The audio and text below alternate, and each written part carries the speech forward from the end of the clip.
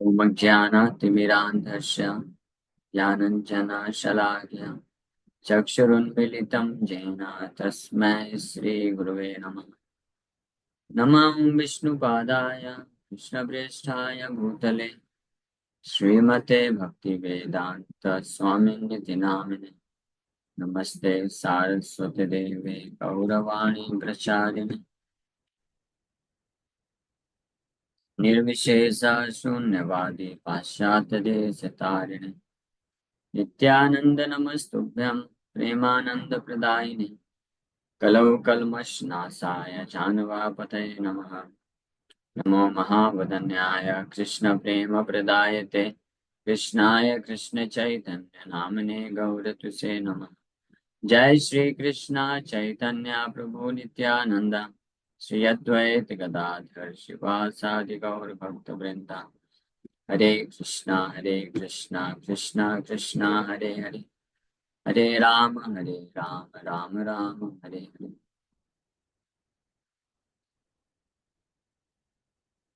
हरे कृष्णा।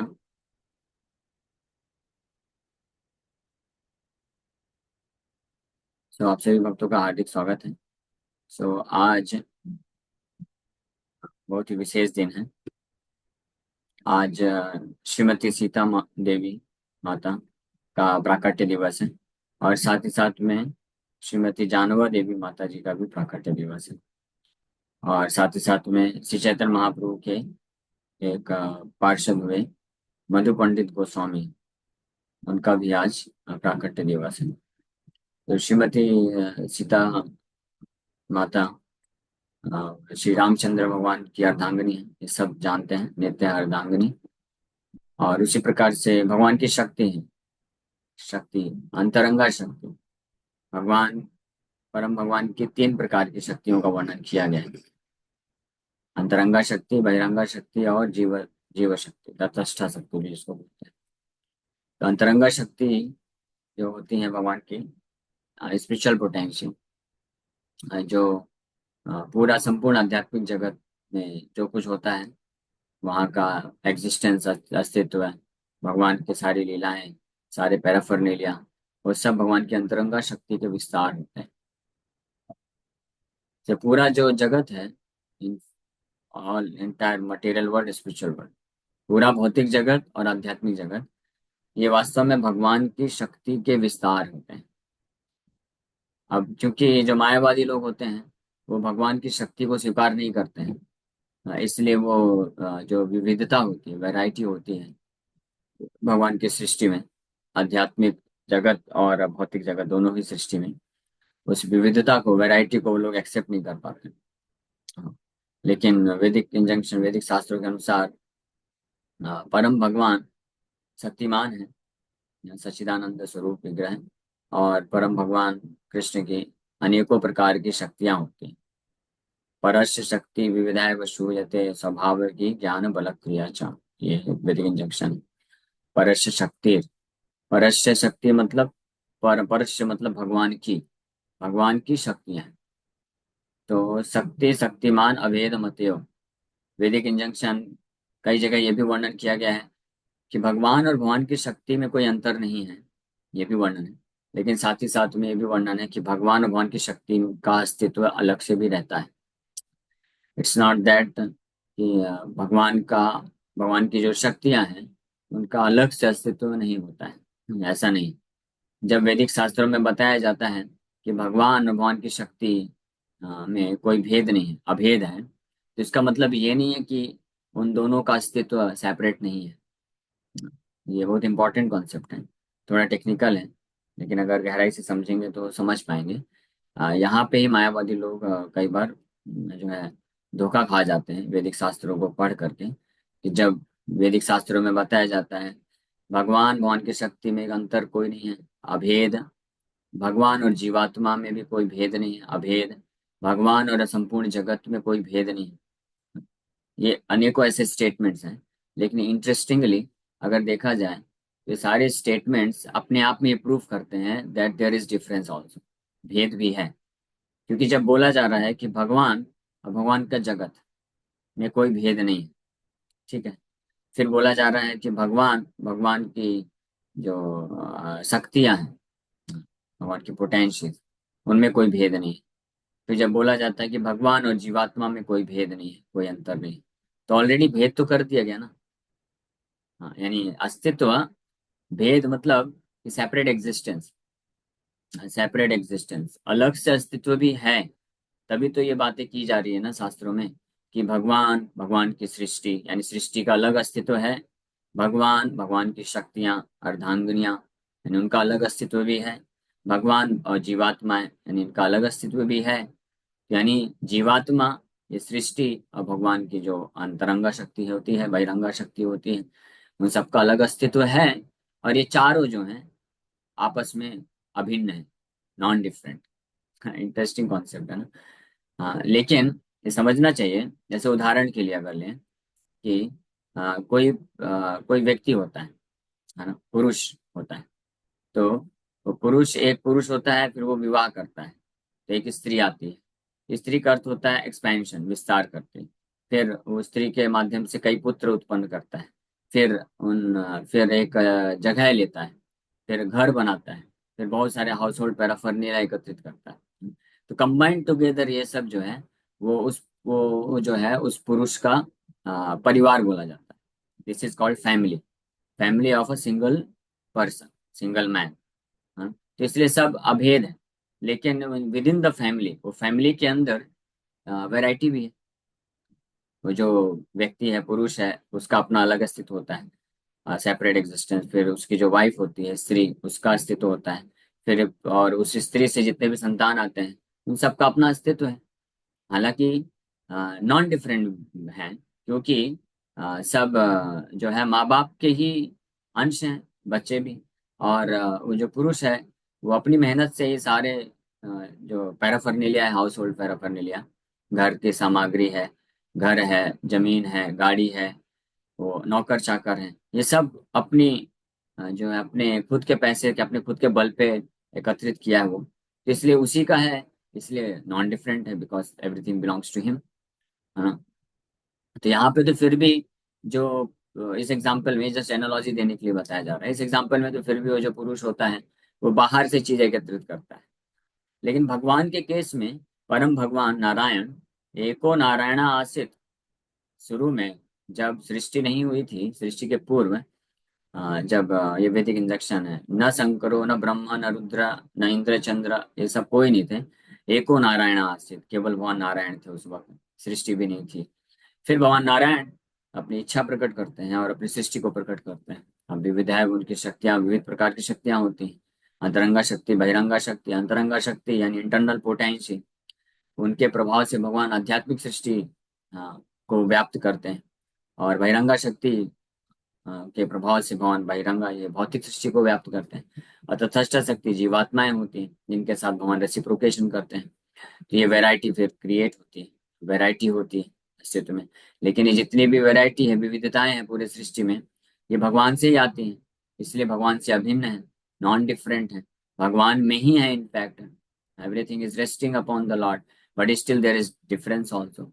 फिर भी भगवान, वो डिफरेंस भी है, यानी जो अस्तित्व है वैरायटी में, एग्जिस्टेंस में रहता है। तो इसलिए वैदिक इंजंक्शन कि भगवान और भगवान की शक्तियां एक हैं, ये ये इस बात के लिए, इस बात को प्रमाणित करता है कि nothing is independent of the supreme Lord, भगवान से कुछ भी स्वतंत्र नहीं।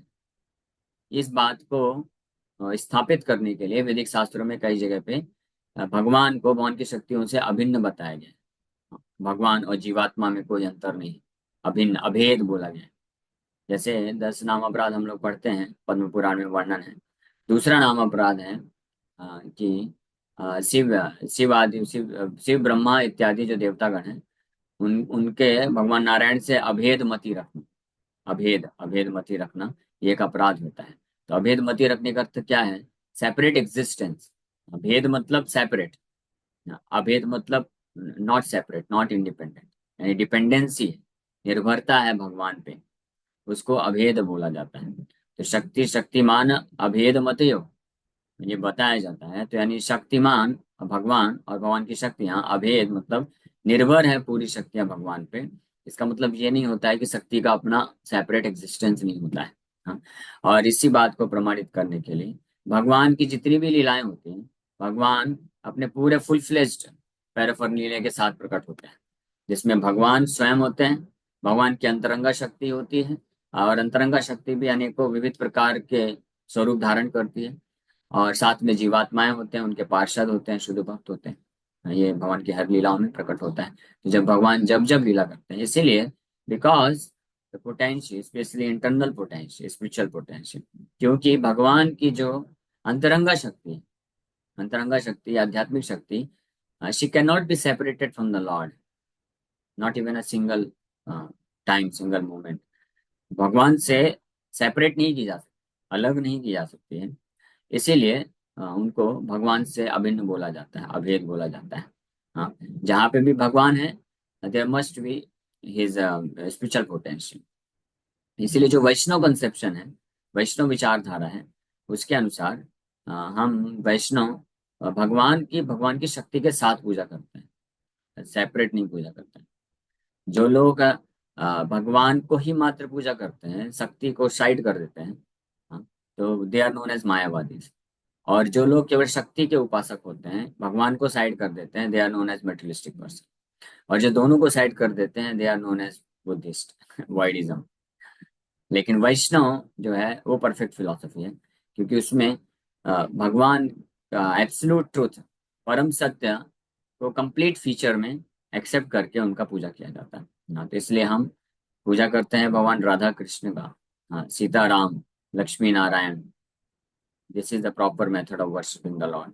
तो आज के दिन श्रीमती सीता देवी माता, जो कि भगवान रामचंद्र की नित्य सनातन अर्धांगिनी है, वो प्रकट हुई थी। और इसके पूर्व पिछले नवमी में भगवान रामचंद्र प्रकट हुए थे, और इस नवमी में माता सीता का प्राकट्य होता है। तो माता सीता के प्राकट्य अलग अलग, जब कल्प में अलग अलग तरीके से हुआ है, वर्णन किया गया है। कहीं पे ऐसा भी वर्णन है कि जो है रावण की पुत्री के रूप में भी कई जगह ये वर्णन आता है। और कहीं पे ये वर्णन भी आता है कि दशरथ महाराज जब अकाल पड़ा हुआ था, तो सोने के हल से जब जो है खेत को कल्टीवेट कर रहे थे, तो उस वक्त जो हल होता है, हल का जो नोकीला भाग होता है, उसको सीता बोलते हैं, सीता। तो उसके जब जमीन में गया, तो उसके प्रहार से एक मटका जो है वहां पे प्रकट हुआ, उसमें माता सीता को पाया गया, इसलिए उनका नाम भी सीता रख दिया गया। एक ये भी कथा है। और कहीं पे ऐसी भी कथा आती है कि पुष्प, कमल के पुष्प में उनको प्राप्त किए थे जनक महाराज, सॉरी दशरथ महाराज नहीं, जनक महाराज। सो ये अनेकों इस प्रकार अलग अलग कल्प में, क्योंकि ये भगवान की जो लीलाएं हैं, भगवान के सारे अवतारों की, भगवान रामचंद्र की, भगवान कृष्ण की, और अनेकों अनेकों अवतारों की लीलाएं, ये नित्य लीला कहलाती है। नित्य लीला का अर्थ होता है ये रोटेशनल होता है, रोटेशन के बाद ये लीलाएं होती रहती हैं। हर त्रेता युग में भगवान रामचंद्र की लीला होती है, माता सीता आती हैं, द्वापर युग में भगवान कृष्ण की लीलाएं होती हैं, ऐसे अनेकों अनेकों अनेकों अवतार की लीलाएं होती हैं।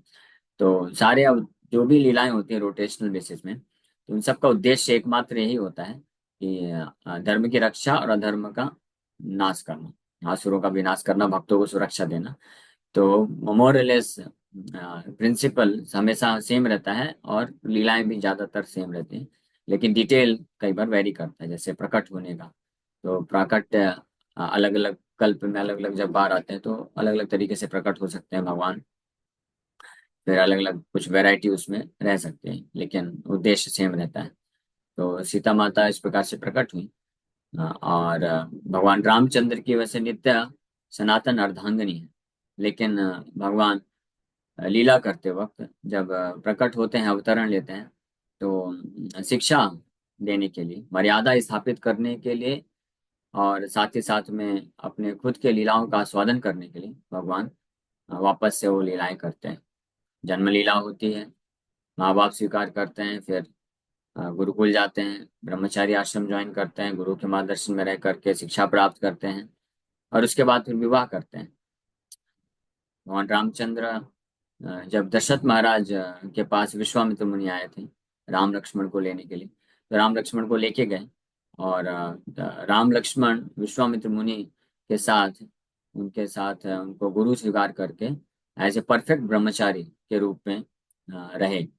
परफेक्ट ब्रह्मचारी का अर्थ होता है जो पूर्ण रूप से अपने मन और इंद्रियों को कंट्रोल करता है। ये एक एस्पेक्ट है। और दूसरा, which is more important in fact, ये अपने गुरु, प्रमाणिक गुरु को पूर्ण रूप से समर्पण करता है। और गुरुर हितम वसंदांतम गुरुर हितम, ब्रह्मचारी गुरुकुले वसंदांतम गुरुर हितम, नीचो दासवत नीचो। ये भागवत में श्लोक है कि असली ब्रह्मचारी कौन है? जो गुरु के आश्रम में रहता है। हाँ, जो लोग आश्रम के बाहर रहते हैं they are not called as brahmachari. इसको में से कई बार ये कुछ भक्त लोग होते हैं, कुछ प्रभु जी होते हैं, वो बोलते हैं हमको आश्रम में नहीं रहना है, गुरु के मार्गदर्शन में नहीं रहना, हमको कोई अथॉरिटी नहीं चाहिए, लेकिन हम विवाह नहीं करेंगे, हम अपना स्वतंत्र रूप से भक्ति करेंगे, तो ब्रह्मचारी रहेंगे। तो उसको ब्रह्मचारी नहीं बोला जाता, उसको सेलिब्रेट बोला जाता है कि they are celibate students, celibacy practice कर रहे हैं, दैट्स ऑल, नॉट ब्रह्मचारी। तो ब्रह्मचारी का डेफिनेशन बताया गया है कि गुरु के आश्रम में रहता है और गुरु के सेवा में लगता है, गुरु जैसा आदेश देते हैं, गुरु को बेनिफिट देने के लिए, वसंदांतम, अपने मन और इंद्रियों को कंट्रोल करके गुरु को बेनिफिट देने के लिए वहां पर निवास करता है। और फिर उसके पश्चात ये जब ट्रेनिंग हो जाती है तो फिर विवाह गृहस्थ आश्रम में जाने के लिए योग्य होता है। जस्ट लाइक कोई स्कूल में पढ़ाई करता है, तो स्कूल में पढ़ाई करने के बाद जब 10th और 12th का बोर्ड एग्जाम क्लियर करता है तब वो एलिजिबल होता है ग्रेजुएशन करने के लिए, कॉलेज में जाने के लिए, है ना। जिसने 10th क्लास भी पास नहीं किया है अगर, तो वो जाके नहीं बोल सकता है कि मुझे कॉलेज में एडमिशन दे दो, है ना। ऐसा पॉसिबल नहीं, लेकिन आजकल ऐसे ही हो रहा है, विदाउट क्लियरिंग स्कूल जो है ग्रेजुएशन में जा रहे हैं। जो गृहस्थ आश्रम है वो नेक्स्ट आश्रम है, श्रेष्ठ आश्रम बताया गया है। ब्रह्मचारी आश्रम से ऊपर है गृहस्थ आश्रम, गृहस्थ के ऊपर है ये वानप्रस्थ आश्रम, वानप्रस्थ के ऊपर है संन्यास आश्रम। ये ग्रेजुअल प्रोसेस होता है, इसमें प्रोग्रेस किया जाता है। तो इसलिए those who can not act as perfect brahmachari, they cannot be qualified to become a perfect grahastha. Without undergoing brahmachari ashram training, one cannot become a grahastha. He can just become a grahamedhi. grahamedhi उसको बोलते हैं। तो ब्रह्मचारी आश्रम में निवास करने के पश्चात फिर वो गृहस्थ आश्रम जाने के लिए योग्य होता है, ऐसा व्यक्ति। हाँ, हाँ। तो भगवान रामचंद्र इस बात को शिक्षा दिए, ये अपने जीवन चरित्र से, विश्वामित्र मुनि के अंडर में रह करके परफेक्ट ब्रह्मचारी के रूप में एक्ट किए। फिर विश्वामित्र मुनि उनको लेके जाते हैं कहाँ? मिथिला, जनक महाराज के नगरी में। और वहां पे जो है स्वयंवर हो रहा था माता सीता के लिए, के विवाह के लिए। सो माता सीता जब बालिका थी, छोटी, तो भगवान शिव का धनुष जिस रूम में रखा हुआ था, तो वहां पे सफाई करते वक्त माता सीता वो धनुष को उठा करके और उसको सफाई किया। तो ये जब बात पता चली, या तो देखा जनक महाराज ने आई थिंक, या किसी ने रिपोर्ट किया कि ऐसा ऐसा किया है आपकी बच्ची ने, छोटी सी बच्ची ने, तो जनक महाराज समझ गए, अरे बाप रे, ये तो कोई साधारण बच्ची नहीं है। इसीलिए माता सीता है या लक्ष्मी माता है, श्रीमती राधा रानी, इनको स्त्री नहीं समझना चाहिए। कृष्ण, भगवान कृष्ण या नारायण या राम, उनको they should not be considered as men. And Sita माता, श्रीमती राधा रानी या mother Lakshmi, they should not be considered as women. भगवान कृष्ण परम पुरुष हैं, और जो है श्रीमती राधा रानी या लक्ष्मी या सीता माता, ये ये प्रकृति है, आदि शक्ति बोला जाता है, आदि शक्ति या प्रकृति बोला जाता है। और भगवान पुरुष है, तो पुरुष और प्रकृति का ये रिलेशनशिप है, शक्तिमान और शक्ति। जिस प्रकार से शक्ति जो होती है वो शक्तिमान के सेपरेट नहीं हो सकती। जैसे कोई शक्तिमान व्यक्ति है, तो ऐसा कभी नहीं हो सकता है कि शक्तिमान जो व्यक्ति है खड़ा है लेकिन शक्ति नहीं है उसके पास, तो शक्तिमान कैसे कहलाएगा? विदाउट शक्ति अब man can not be known as Shaktimaan. हाँ, जस्ट लाइक सूरज है, एग्जाम्पल दिया जाता है, सूर्य है और सूर्य की रोशनी और हीट, हीट एंड लाइट। तो जिस प्रकार से सूरज अपनी रोशनी के बिना उसका अस्तित्व नहीं है, कभी ऐसा नहीं हो सकता कि सूरज आ गया लेकिन रोशनी नहीं आई अभी तक, वो कुछ समय में रोशनी भेजना चालू करेंगे, या हीट नहीं आया, ऐसा नहीं हो सकता है। The very existence of sun is based on this heat and light. सूर्य का अस्तित्व ही होता है रोशनी और उष्मा के साथ। रोशनी और उष्मा नहीं है तो सूर्य का एग्जिस्टेंस ही नहीं है। हाँ, उसी प्रकार से परम भगवान जो परम पुरुष हैं, शक्तिमान माने जाते हैं, पोटेंट, ओमनी पोटेंट भगवान को बोला जाता है। ओमनी पोटेंट और एनर्जेटिक, एनर्जेटिक। सो एनर्जेटिक या ओमनी पोटेंट या शक्तिमान तब कहलाएंगे भगवान जब उनके पास शक्ति होगी। अगर शक्ति नहीं है तो फिर पोटेंट कैसे कहलाएंगे, एनर्जेटिक नहीं कहलाएंगे ना। तो इसी प्रकार से Radha Krishna, Lakshmi Narayan, Sitaram, they are always together, inseparable. इसीलिए अभेद बोला गया है, नॉन डिफरेंट बोला गया है, सेपरेट नहीं किए जा सकते हैं। तो भगवान जब प्रकट होते हैं तो भगवान की शक्ति उनके साथ हमेशा रहती है। बिना शक्ति के भगवान कंप्लीट नहीं। यहीं से ये वर्ड आया है अर्धांगनी। तो अर्धांगनी वास्तव में भगवान की होती है, अर्धांगनी। इनको सेपरेट नहीं किया जा सकता है। तो भगवान माता सीता को जब देखिए लीला करते हुए, तो जनक महाराज विचार किए कि इनके योग्य वर कौन हो सकता है जो इस धनुष को उठा करके प्रत्यंचा चढ़ा सकेगा, वही इसके विवाह करने के योग्य है। इसलिए बोला जाता है कि किसी भी स्त्री का अगर विवाह करना है तो उससे कम से कम एक एक्स्ट्रा, मतलब थोड़ा एक ज्यादा क्वालिटी होनी चाहिए पुरुष में, सुंदरता में, यहाँ तक कि हाइट में भी थोड़ा बड़ा होना चाहिए, एज में भी थोड़ा बड़ा होना चाहिए, और गुणों में भी थोड़ा ज्यादा होना चाहिए, बुद्धि में तो स्पेशली होना चाहिए। समझ, अंडरस्टैंडिंग, मैच्योरिटी में वो ज्यादा ही होना चाहिए। Then he can be qualified to marry such a girl. तो ये जो लड़की के पिता होते हैं हमेशा ये ध्यान रखते हैं कि जिस लड़के से विवाह कराना है तो वो लड़की से तो एक्स्ट्रा होना चाहिए, ज्यादा होना चाहिए। अगर लड़की ने बीटेक किया है तो लड़का एमटेक तक जाना चाहिए, या अगर जॉब करता है तो जॉब, तो उसका सैलरी ज्यादा होना चाहिए, पोजीशन ज्यादा होना चाहिए, हाइट ज्यादा होना चाहिए, एज कम नहीं होना चाहिए, हाइट कम नहीं होना चाहिए। ये सब हम लोग आज भी देखते हैं ना समाज में। तो ये कहाँ से आ रहा है, वहीं से आ रहा है ओरिजिनली। क्योंकि ओरिजिनली जो वाइफ है, द गर्ल, जो स्त्री, जो वाइफ पत्नी बनने वाली है, so she is suppose to become subordinate to the husband. हाँ, पति के सबॉर्डिनेशन में रहना, ये ओरिजिनल लॉ है। पुरुष और प्रकृति, प्रकृति हमेशा पुरुष के सबॉर्डिनेशन में होती है। इसको लोग आज मॉडर्न टाइम पे तो गलत ऐसा समझते हैं, बोलते हैं ये अत्याचार है, वुमेन एम्पावरमेंट के नाम पे ऐसे करते हैं, बट ये ओरिजिनल लॉ है, कैन नॉट बी चेंज्ड। तो जनक महाराज भी ऐसे विचार कर रहे थे कि अभी अगर अपनी पुत्री का, सीता का विवाह कराना है तो अब कहाँ पे ऐसा योग्य वर मिलेगा। पूरे पृथ्वी में ऐसे अनेकों राजा महाराजा लोग हैं जो बहुत शक्तिशाली हैं, बहुत उनके पास ऐश्वर्य है, सब कुछ है, लेकिन कम सीता से तो ज्यादा शक्तिशाली होना पड़ेगा। अगर सीता ने ये धनुष उठाया है तो जो इसका वर होगा वो ना केवल धनुष उठा सके बल्कि प्रत्यंचा भी चढ़ाना के योग्य होना चाहिए, तब जो है इसके साथ विवाह कर पाएगा। तो ये जनक महाराज को बड़ी टेंशन हो गई, क्योंकि ऐसा प्रैक्टिकली कोई था नहीं कि जो धनुष को उठा भी सके। उस धनुष को जो व्हील्स वाले गाड़ी में, ऐसा गाड़ी में रख करके 250-300 लोग लगते थे उसको ढकेलने के लिए, इतना भारी था, पावरफुल धनुष था। और वहां पे सीता, एक छोटी बालिका, उसको उठा दी थी।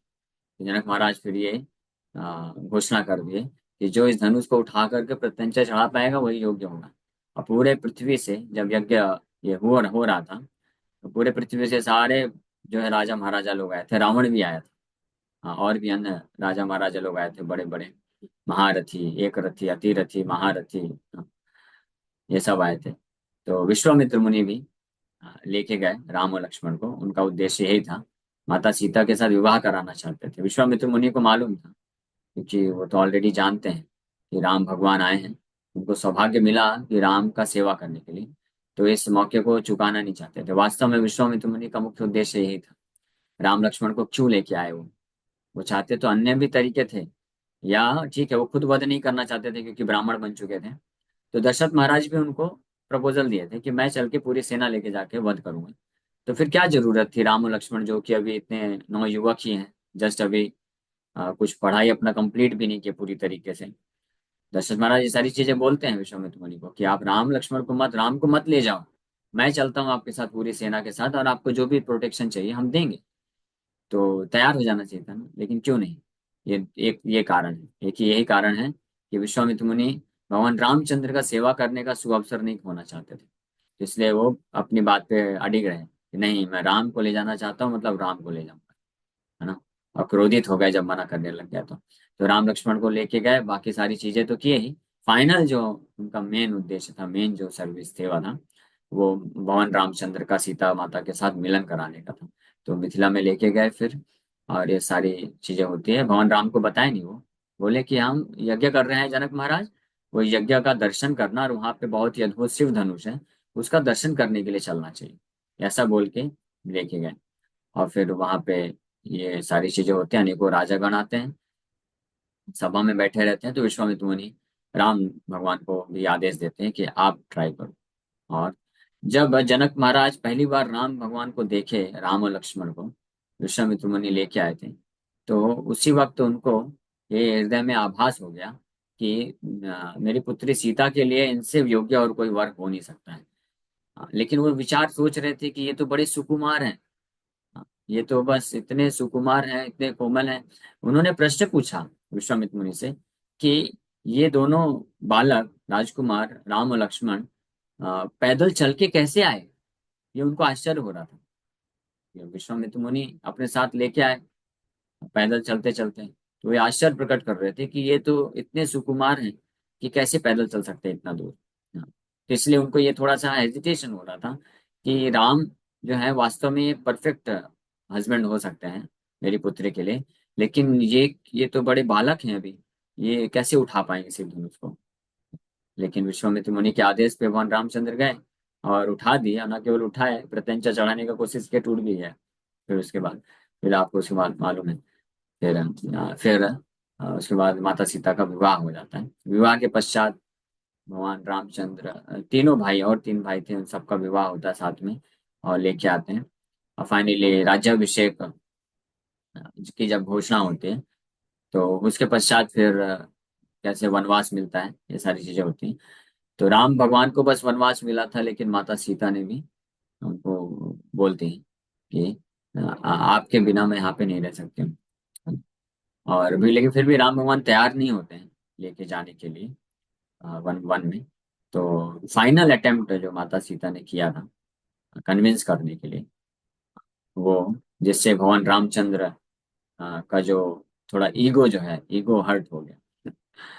माता सीता बोलती हैं कि मुझे नहीं मालूम था कि मेरे पिताजी ने अ, जो है पुरुष के रूप में एक स्त्री से विवाह करा दिया है।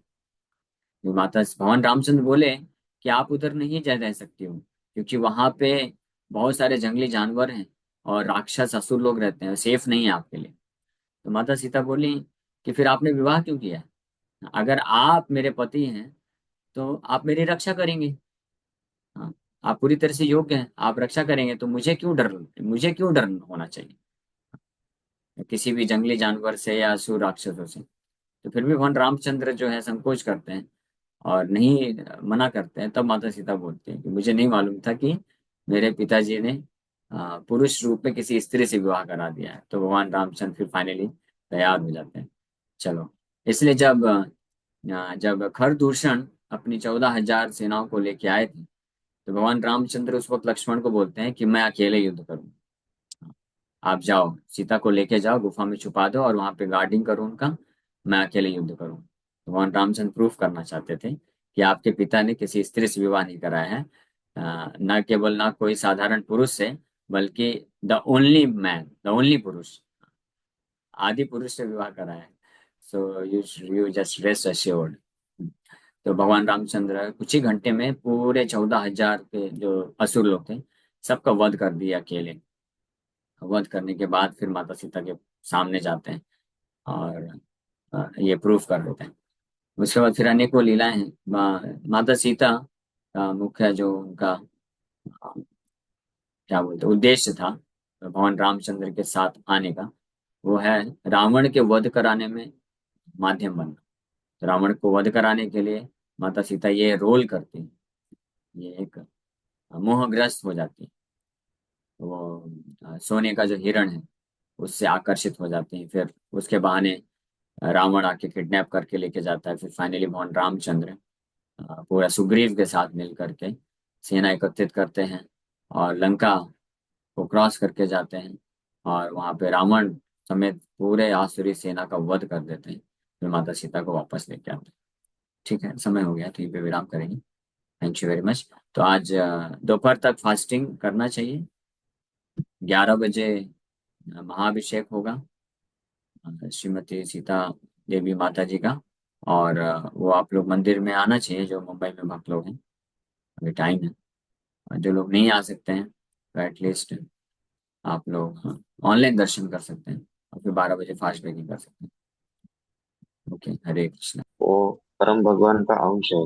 तो ये जो हमारा मन है, मन का तो वैसे डायरेक्टली हमारे प्रोग्रेस में या स्पिरिचुअल लाइफ में डायरेक्टली हेल्प नहीं होता है, उसको कन्वर्ट करके भक्ति में लगाना पड़ता है। तो ये मन क्या माया का प्रतीक है, और ये नहीं भी होता है तो हम आगे कार्य कर सकते हैं क्या? यस, मन जो है रावण की तरह है, जो जीवात्मा को अपहरण करके ले जाता है। और गुरु, लक्ष्मण जी को गुरु से कंपेयर किया गया है, गुरु की तरह। तो जब मन के वशीभूत कोई हो जाता है तो गुरु का भी अवज्ञा कर देता है, और इस प्रकार से उसका अपहरण हो जाता है। तो इसलिए मन का नहीं सुनना चाहिए, गुरु का सुनना चाहिए, शास्त्रों का सुनना चाहिए। तो हम हमेशा सेफ रहेंगे। तो प्रभु जी, जैसे हमारे पंच इंद्रिय है, वो मन का बात सुनते हैं, तो उसको डाइवर्ट करके डायरेक्टली आत्मा की बात सुनेंगे तो हमें बहुत ज्यादा बेनिफिट होगा। तो ये सही कर सकते हैं, हम मन की ना सुने, डायरेक्टली आत्मा से इंद्रिय से कन्वर्सन हो जाए। आत्मा तो खोई सोई हुई है। आत्मा तो कुछ बोलती नहीं। आत्मा के स्तर पे कार्य में लगा, आत्मा के स्तर के कार्य में लगाना चाहिए। यानी वास्तव में गुरु और कृष्ण साधु शास्त्र जो बोलते हैं वो सुनना चाहिए, वो उसको पालन करना चाहिए। हमको किसी भी क्षण हमको क्या करना है, अ, उसका बेसिस होना चाहिए कि क्या ये हमारे गुरु है, अथॉरिटी या शास्त्र या भगवान को प्रसन्न करेगा या नहीं। जनरली एक बद्ध जीवात्मा का लक्षण होता है कि वो हर क्षण वही कार्य करता है, उसी प्रकार से कार्य करना चाहता है या प्रेरित होता है जो मन को संतुष्ट करे। मन जैसे मन को करने से मिल जाए। लेकिन आध्यात्मिक जीवन में जो व्यक्ति होते हैं, तो उनका उद्देश्य है कि वो इस प्रकार से कार्य करें ताकि उनके गुरु और जो हैं और भगवान हैं, वो किससे प्रसन्न होंगे वो कार्य करना चाहिए। मन को प्रसन्नता मिलती है तो अच्छी बात है, नहीं मिलती तो भी अच्छी बात है। मन को फैक्टर में लाना ही नहीं चाहिए। ओके प्रभु जी, दंडवत प्रणाम। प्रभु जी, निमा का टाइम क्या रहेगा? 3 बजे से। ओके। ओके, हरे कृष्ण। हरे कृष्णा प्रभु जी, पंचांग प्रणाम। हाँ, ये आरती माता जी। इसका लिंक यही रहेगा निमाई की पाठशाला का, कि उसका लिंक हाँ, अलग आएगा? यही रहेगा, चैनल में आ जाया करेगा। जी प्रभु जी। हरे